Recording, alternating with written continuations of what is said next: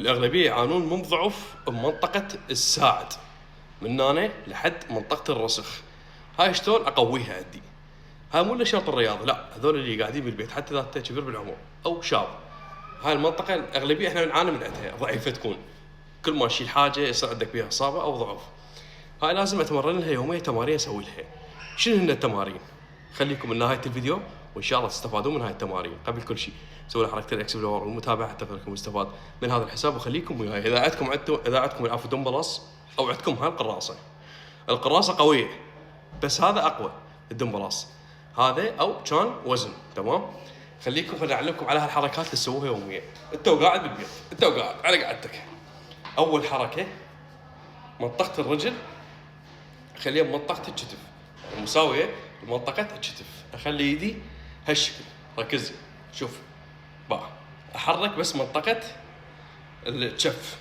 1 2 باع العضله شو تشتغل عندي، 3 4 5 6 7. احاول اشد بيها، يعني هالمنطقه صاعدها زايد، هاي تكون ثابته على رجلين.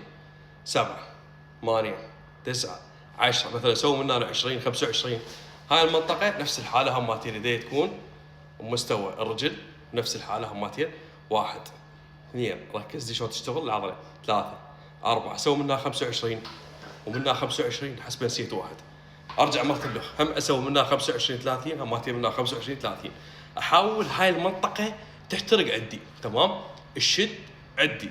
تمام، التمرين الثاني اللي هو اخلي هاي المنطقه ومستوى الرجلين. تمام، اخليها هيك عدله تكون، واحرك بس الكف. 1 2 احاول اشد هاي المنطقه، منطقه الساعد، هم اسوي منها 25 30. اخلي هاي المنطقه عندي يصير بيها حرقه. من تصير بيها حرقه معناها تبدي تشتغل. هاي التمارين اسويها يوميا بين يوم. التمرين الثالث اللي هو هالشكل، تلزم الدمبلس كانما تضرب واحد بوكس. تمام، هم انت وقاعد اوخر رجليه. 1 2 3 اشد بهاي المنطقه، هاي المنطقه اشدها. 3 هيك بقى، شوفوا ركزوا لي نفس الحاله هماتين. ارجع من هنا واسوي هذا التمرين. 1 2 3. كل تمرين يعني مثلا من هنا 25 من هنا 25 حسب ال 25 وحده. قاعد توصل لكم الفكره؟ اسوي منها مثلا 4 5 سيتات 6 سيتات. انتوا قاعد بالبيت حتى هالمنطقه ما تكبر عندكم، ما تخافون، لا، هالمنطقه تبدي تقوى عندكم، الاعصاب تقوى، الشد. وش اسوي بعدين؟ اخر شيء ادخلها دم. شلون؟ احاول اسوي ايديها هالشكل واسوي هيك 1 2 افتح واشد بكل قوتي، اصابعي هيك احفرهم بكف ايدي. تمام، ادخلها دم لهالمنطقه. باع شوف شلون شد الاعصاب. احاول اسوي هيك لحد ما تشد عند هاي المنطقه. هسه انا شدت عندي. تمام، اشد هيك بيها، اشد احاول افتح واشد حيل بحيث هاي المنطقه تقوم الشد عندكم تحترق، تصير نار. مساله طبيعيه. هاي التمارين اسويها يوميا لمنطقه الساعد.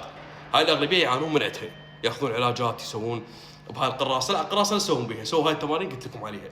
ما عندكم دمبلس بطل مال مي هذا او البطل الكبير ترسم وين، والحركات هم اسويها. تمام، هم فعال ماكو اشكال.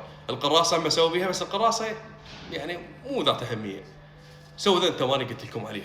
هاي التمارين سووها يوميا. تو قاعد